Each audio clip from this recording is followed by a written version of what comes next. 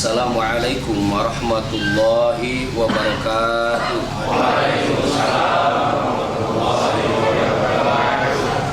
Alhamdulillahilladzi hadana lihadza wa ma kunna linahtadiya laula an hadanallah. Asyhadu an la ilaha illallah wahdahu la syarikalah wa asyhadu anna Muhammadan abduhu wa rasuluhu wa la nabiyya ba'da. Allahumma fassalli wa sallim wa barik ala rasulillah Sayyidina Muhammad ibn Abdillah wa ala alihi wa ashabihi wa mawala. Amma ba'du. Ikhwani rahimakumullah, kita bersyukur kepada Allah yang senantiasa memberikan taufik dan hidayahnya, wabil khusus memberikan kenikmatan Islam, iman dan ihsan. Sampai saat ini kita bisa berkumpul dalam rangka peningkatan ilmu dan amalia, dalam rangka peningkatan zikrullah, mengingat Allah supaya kita bisa usul sampai kepada Allah Subhanahu wa taala berdasarkan ajaran warisan guru musik kita Pengersa Abah, yakni ajaran Thariqah Qadiriyah Naqsabandiyah Pondok Pesantren Suryalaya. Yang paling utama dalam amaliah ini adalah apa yang sudah kita kenal dengan sebutan istilah zikir jahar dan zikir khafi. Berbicara tentang zikir ini, saya mengutip dari kitab Al-Anwarul Qudsiyah, Syekh Najimuddin Al-Bakri menyampaikan bahwa ketika berzikir, hati kita harus disamakan dengan lisan kita. Jangan sampai ini bertentangan. Ini untuk tingkat pemula. Jadi hati mengikuti lisan. Ketika lisan mengucapkan zikir la ilaha illallah, hati harus mengikuti, tidak boleh ke sana kemari. Zikir di sini ya latif, ya latif.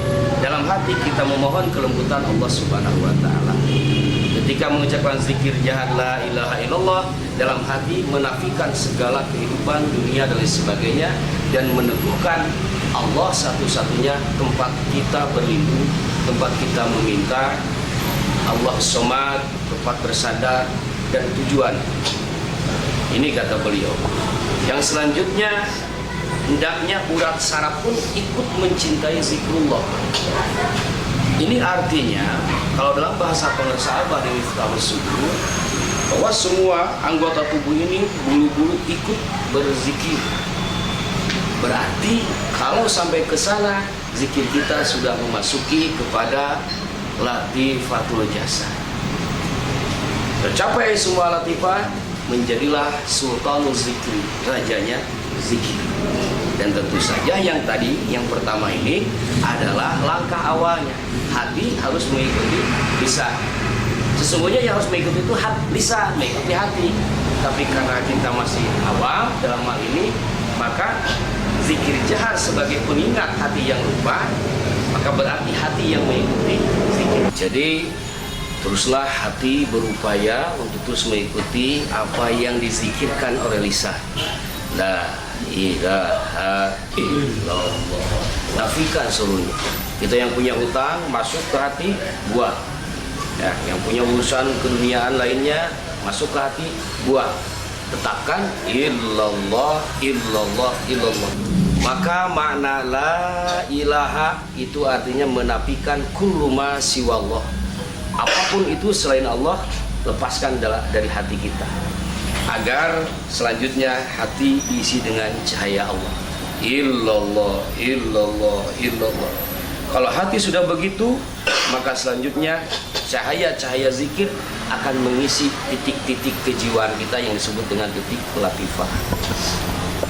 Namun meskipun begitu, jangan sampai di dalam hati kita ada takabur, merasa diri sudah bagus, merasa diri paling bagus. Ini hati-hati, Pak.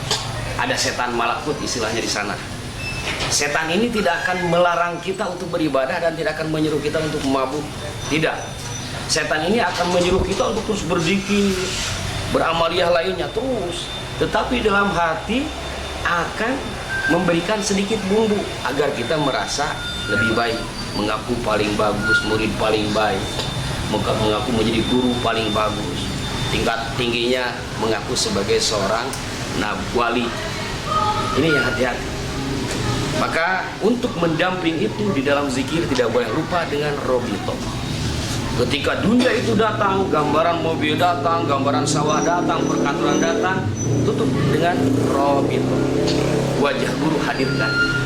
Karena mengingat wajah guru itu pasti akan mengingatkan kita kepada zikrullah. Karena guru kita hanya mengajarkan zikrullah. Inilah robito, Pak. Karena robito ini menurut Syekh Abdul Qadir afiyadu wa ansabu. Bagi seorang murid sangat cocok dan sangat tepat di dalam berzikir. Zikrullah itu kepada Allah, sementara kita belum mengenal Allah, yang kita kenal adalah guru. Nanti tersambung irtibatul qalbi, tersambung qalbu kita kepada guru, gurunya kepada gurunya, terus peraturan Syekh Abdul Qadir kesannya kepada Sayyidina Ali bin Abi Thalib, Rasulullah, kepada Allah.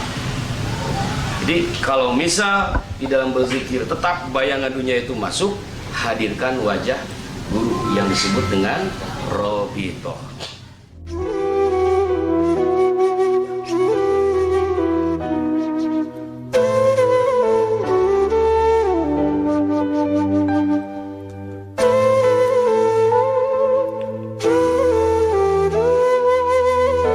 Mudah-mudahan saja Mbak Kinta masih mau menolong kita ya. Ya Bu, ayah juga berharap seperti itu. Tapi kan ibu tahu, kita sekarang sudah tidak punya apa-apa, bahkan tidak bisa membawa apa-apa. Kita sudah miskin, Bu. Sudahlah ya, jangan bicara seperti itu. Biar nanti ibu yang bicara sama Mbak Kintan. Nanti kalau kita sudah sukses lagi, kita jangan sampai lupa sama Mbak Kintan. Ya sudah, Bu, kita pergi dari sini lah, Bu.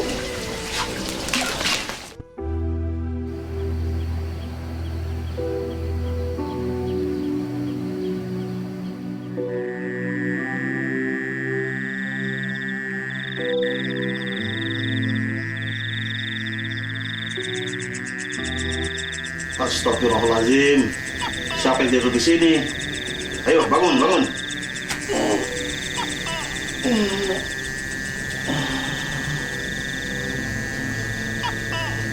Kenapa pada bengong? Mbak Kintan. Sebenarnya ada apa kalian datang ke sini?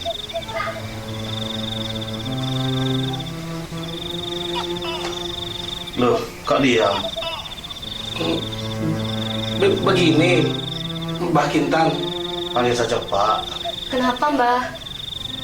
Itu panggilan masa lalu yang perlu dikubur dalam. Sekarang katakan saja apa keperluan kalian datang ke sini. Ya sudah, kalau kalian tidak mau bicara, saya mau tanya. Kenapa kalian sampai tertidur di teras rumah saya tadi? Maafkan saya, Mbah. Maafkan saya, Mbak Kintan. Pak Kintan. Baik, Pak Kintan. Kami ke sini ingin meminta pertolongan Pak Kintan. Betul Pak Kintan. Kami jatuh bangkrut. Kami berharap Mbak Kintan bisa menolong kami. Ya Allah, apa yang harus saya katakan sama mereka? La haula wala quwwata illa billahil azim. Bagaimana Pak Kintan? Apakah Bapak bisa membantu kami untuk kejayaan kami lagi, Pak Kintan? Maafkan saya telah ingkar dan bohong terhadap kalian. Kalian bisa kaya dan jaya itu bukan karena saya, itu karena Allah SWT yang Maha Kaya. Jangan lagi mendatangi tempat perdukunan-perdukunan. Itu dosa besar. Allah tidak akan mengampuni dosa-dosa itu. Gimana sih Pak Kintan? Kami datang itu untuk meminta pertolongan dari Pak Kintan. Kenapa disuruh meminta kepada Allah? Astagfirullahaladzim. Eling. Bertobatlah kalian kalau kalian itu masih seorang muslim. Bu, kayaknya dukun ini sudah tidak sakti lagi. Lebih baik kita keluar dari rumah sini. Jadi Pak Kintan tidak bisa menolong kami lagi. Ayo Bu, kita pergi. Ya Allah, ampunilah hamba yang kotor ini. Berikanlah hidayah kepada mereka berdua.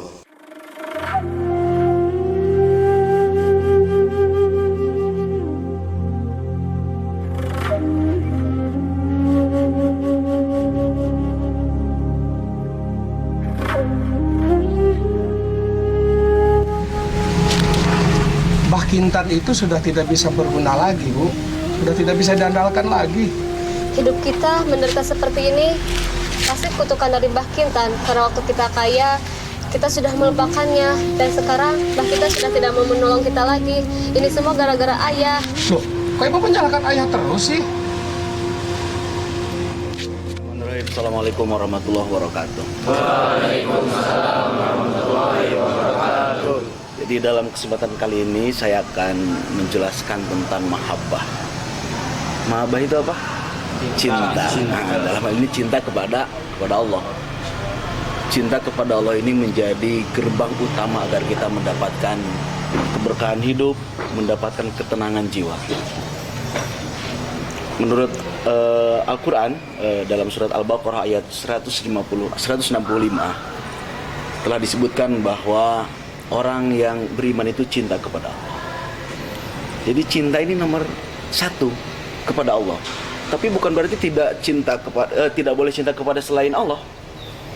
Nanti kalau sudah berumah tangga kepada istri harus cinta, tetapi tidak dinomorsatukan. Tetap menomorsatukan Allah.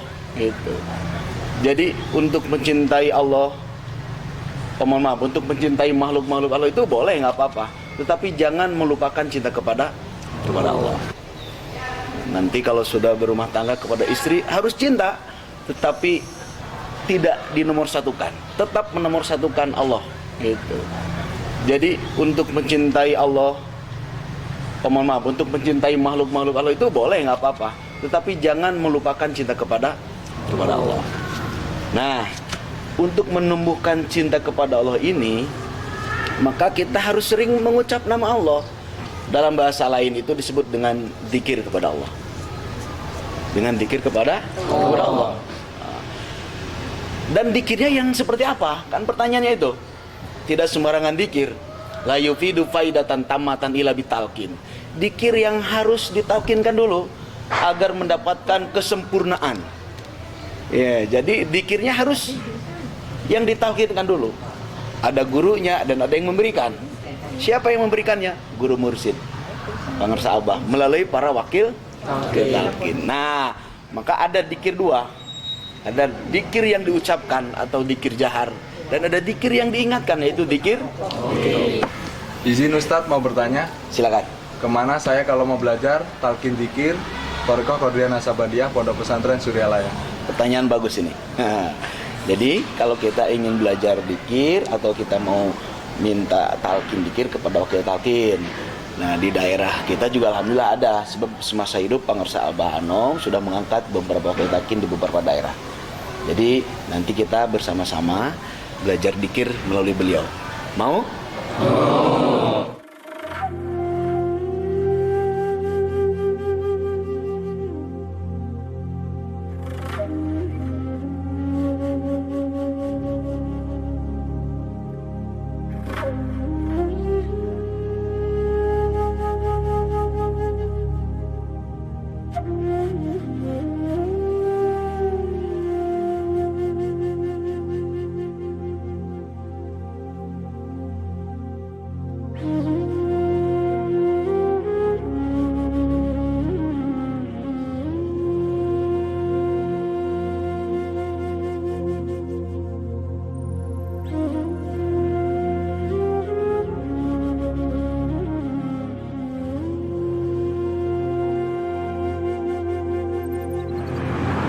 Ya, ibu lapar banget.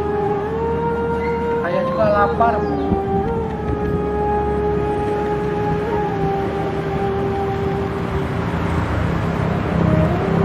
Itu ada pasar, Bu.